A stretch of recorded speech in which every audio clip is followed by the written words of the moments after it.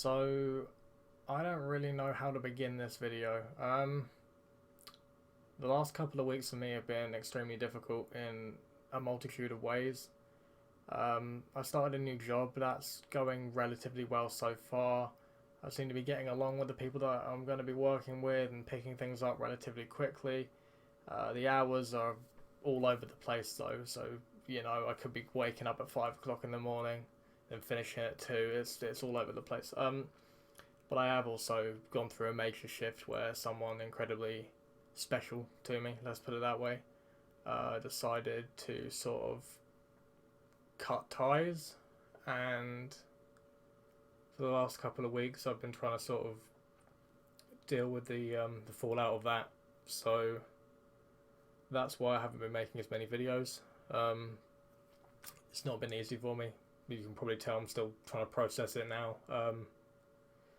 But it's going to be even harder for me to talk about this album. I'm going to be talking about the new Slipknot album in today's video, but the day that the leak of this came out is the same day that that person exited my life, and it was almost like, this is going to crush you, but here, listen to this album a couple of weeks early. So if the person who has left my life is watching this video for any reason, I don't even know what to say, because I still care.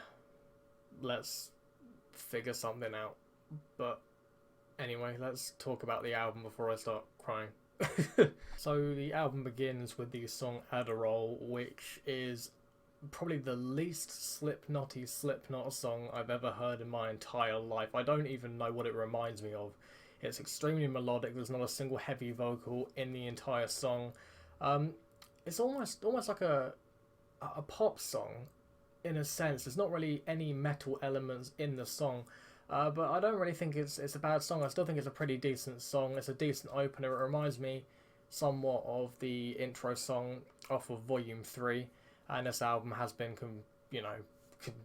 not confirmed, what's the right word, compared to Volume 3 multiple times before its release, and I suppose technically it's still not officially out yet, but leaks happen. So this track has a nice build up. It has some incredibly great singing from Corey. The members of the band who contribute to the song do their thing. I don't have a lot to say about this one, to be perfectly honest. It's not one that I'm going back to that often, but I do still think it's a good song.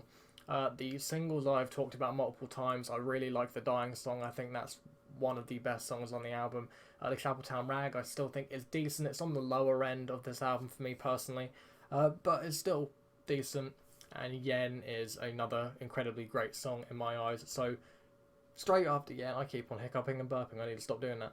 Straight after Yen, we have Hive Mind, almost said Warranty. So I always get them mixed up for some reason.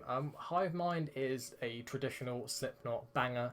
It's got some incredibly crunchy production, the drums and the guitars in the intro bit, the way that it starts off with a little dun-dun kind of riff, and the drumming underneath that, and the way the timing of that section, I think it works really, really well for a nice atmospheric build-up, and as the layers eventually start coming in on top of it, leading into one of Corey's traditional screams to start the song off proper. This is just a banger.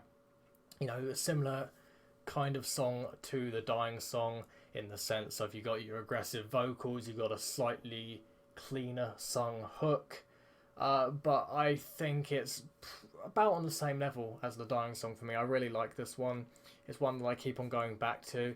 It's not my favourite on the album. That will come a little bit later, but this is an incredibly solid album, even in the first 5 songs, in my opinion. Then we will move on to Warranty. Now, this is one I really liked. It was closer to the top of my ranking the first couple of times I heard the album. Now it's towards the bottom, but when I say towards the bottom, I don't think there's a single bad song on here. I will just say that right out the bat. I don't think there's a bad song. There's a couple that but I think the majority of this album is incredibly solid. The way that Hive Mind leads into Warranty is really cool too. Instead of having another song with an atmospheric build-up, Warranty kind of gets right to it and just starts like kicking you down. A couple of the lyrics are a little bit questionable, and the breakdown bit with the cleanly sung sort of bridge, I guess you could call it, a couple of the lyrics make you wince a tiny bit, but there's nothing like extremely cringy on here. It's just after on first listen it may catch you off guard. The song is decent. It's another sort of banger. They've kind of placed the album in a way where Hive Mind and Warranty fit together so well. They are sort of like bangers just before the middle of the album, because the two tracks after these two in particular, I think are probably the two best on the album in terms of experimentation, lyricism, and production. Moving on to the next song, which is Medicine for the Dead. Now, this song, this is the. Try not to get emotional. This is the song where I read an article where Corey basically said it's almost like an anthem for people with depression who want to end their lives, and given the circumstances that were happening to me the day that I heard this album, this song made me break down and cry. And for that reason, this is my favourite song on the album. I love the intro. I don't even know what instrument it is. It's almost like a synthesizer sort of sound. And it just sounds really atmospheric. And the very slow build up. And you've got an amazing scream from Corey. And honestly, this track from start to finish, I think, is pure Slipknot perfection. The way that the verses start off slightly more melodic, giving you sort of the suicidal, depressed kind of lyrics, but I think they're handled with a certain level of respect and tact before they go into a more angry part for the end of a verse, leading into a scream, which leads perfectly into each chorus. I think this song is structured extremely satisfyingly, and the whole song in general, it's not even a particularly emotional song, but it really gets me. Because that is exactly how I was feeling when I was listening to this album. This song has kind of been an outlet for me for the past week and a half or so. Right after this song, we have probably my second favourite, Acidic, which has been talked up as the blues song that Jay and Corey have mentioned beforehand, before the album came out. This song is, again, pure Slipknot perfection. It's a little bit different for them. It's I don't even really know how to explain it in terms of differences. It's just, it doesn't sound like a different band, but if you had other musicians playing on this song, I wouldn't be surprised if that makes any sense. It's a little bit more stoner influenced. It's a little bit more bluesy. Some of the references that the band members have talked about for this song have been stuff like Acid Bath, a little bit of Alice in Chains and Caius. Although the Caius one is a little bit of a stretch. I don't hear any Caius in this, but in some of the riffs and some of the more instrumental parts, especially towards the end of the song, I can definitely hear some more blues rock sort of influences in it. I particularly love the hook line of the song, where it's like, I'm living in a dead man's shoes, and the way that Corey's voice transitions, he starts it off by screaming, I'm living in, and then he goes into a dead man's shoes, singing it melodically, and I think that might be one of, if not my favourite moment on the entire album. It happens a couple of times in this song. It's one of the repetitious bits you get to hear again and again, and I feel like this song did an amazing job of transitioning between heavy and more melodic, cleanly sung vocals. I think this is Slipknot at their finest in terms of contrasting the two. Unfortunately, right after Acidic, we do have, in my opinion, the worst song on the album, and probably one of Slipknot's weakest songs overall, in Heirloom, one that's been talked up and hyped up for the last couple of years. And I hate the comparison when people go, this sounds like Stone Sour, because most of the time it really doesn't. Heirloom kind of does. I don't have anything against Stone Sour. I've seen them live. I enjoy them as a band, as a whole. I don't enjoy them as much as Slipknot, but this song isn't doing much for me besides the opening sort of 30 seconds that make this song sound like it's going to be a lot heavier and a lot more epic than it actually is. I get the themes of the song being around domestic violence and trying to escape from that, but it just doesn't do much for me as an entire song.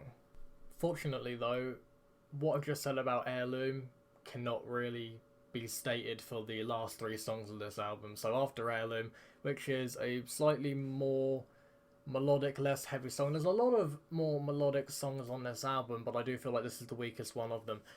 Straight after this, you've got one of the heaviest songs on the album, H377 or Hell. Again, sort of reminding me of the Dying Song and Not Warranty Hive Mind, in the sense of it being a slightly more traditional Slipknot banger, and that is not a bad thing at all. The choruses, you got the layered gang vocals, you got the Corey's kind of rapping on this song as well, something that I didn't expect, and I actually kind of liked. He's doing it in his growling tone, and he's hitting the triplet flows really consistently and really well. So it's not really corny rapping like we've heard him do before on his own solo album and that weird country rock song he featured on last year. This is better than both of those, in my opinion. The song overall is just one to work out at the gym to. You know, lift some weights, go for a bit of a run or something, and have this in your ear. The gang vocals are definitely probably going to hype you up. Probably pretty close to the top of my list. It's not quite as good as, say, The Dying Song, Yen, Medicine for the Dead, or Acidic, but, you know, it's definitely up there for me. Now, the last two songs are two of the most melodic ones, and I love both of these songs quite a lot, especially Desard. Desard is very close to the top. It might even be my number 3 at the moment for my third favourite song. Honestly, I cannot praise this song enough. Especially the vocal performance from Corey. It starts off with the first 3 minutes or so being cleanly sung, but the repetition of the vocals at the beginning of each of the verses is something we haven't really heard him do before, and it works so well. And the last couple of minutes of the song, when it gets heavy, has some of the most aggressive sounding vocals on the entire album. It's a perfect balance between the two styles. Kind of like Acidic, except Acidic sort of had more of a... the song wasn't really separated into two parts, a cleanly sung part and a heavy part. Acidic sort of had them combined together, whereas Desard kind of starts off more melodic and then goes heavy towards the end. I think it's a contender for best song on this album. Not quite as good as Acidic or Medicine for the Dead, but probably my number 3. The album also ends with a purely melodic song, kind of similar to how the album began with one in Adderall. Finale is a great song. It's one of my favourite moments instrumentally on the album. Vocally, it's still impressive. The lyrics, I think, are decent. It's not one of my favourite lyrical moments on the album, but it is still a great way to end the album in my eyes. I love the choir in this song towards the end. I also like how these are sort of elements that you'll be able to find when you listen to it multiple times, but Sid's record scratching in parts of the song, and sort of the I guess you call it cadence of how he's scratching, and how when the choir comes in, it's doing the same cadence as where the record scratching was doing, and where it was in the background of the track. Just elements like that.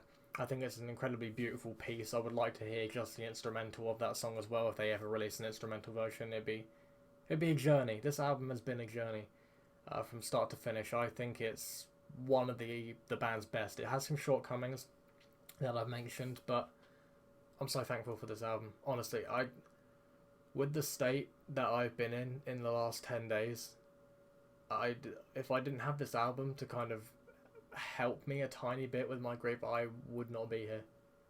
I don't mind admitting that. This album, I was going to kill myself that day. I genuinely was. I thought about it. I was literally about to. This album kind of pulled me back a little bit from that. So, if any of the band members are watching, thank you, I guess, because I really, well, can't even thank them because I got to hear it early. But whoever leaked it, I guess, I have still pre-ordered the album. I'm using this leak as like an early copy because I have still bought the album. I'm wearing merch for the album, so hopefully no one gets pissed off with that fact. I've got the CD coming as well. This album did genuinely kind of save my life though. So I'm probably going to give it like an 8.5 out of 10. I think it's slightly better than We Are Not Your Kind. I think this album is probably the band's third best, in my opinion. Has some shortcomings. Heirloom's not great. A couple of moments here or there that are a little bit underwhelming, but I think a majority of the songs on here are incredibly solid. So, what do you guys think? I've seen people on Reddit and online kind of talk shit about this album for whatever reason, and I can't really fathom why, but each to their own. let me know what you think about this album once you get to hear it. It comes out about 4 days from now from when I'm recording this. It's currently the 26th. It comes out on the 30th. Let's do this. Let's cheer me up even more. Get me to 100 subscribers. And if the person's watching this who decided it'd be best for them to exit my life, once again, email me. Let's figure it out, because I miss you. I really do. So, kind of a somber way to end the video, but I'm still not 100%. Enjoy the rest of your day. Goodbye.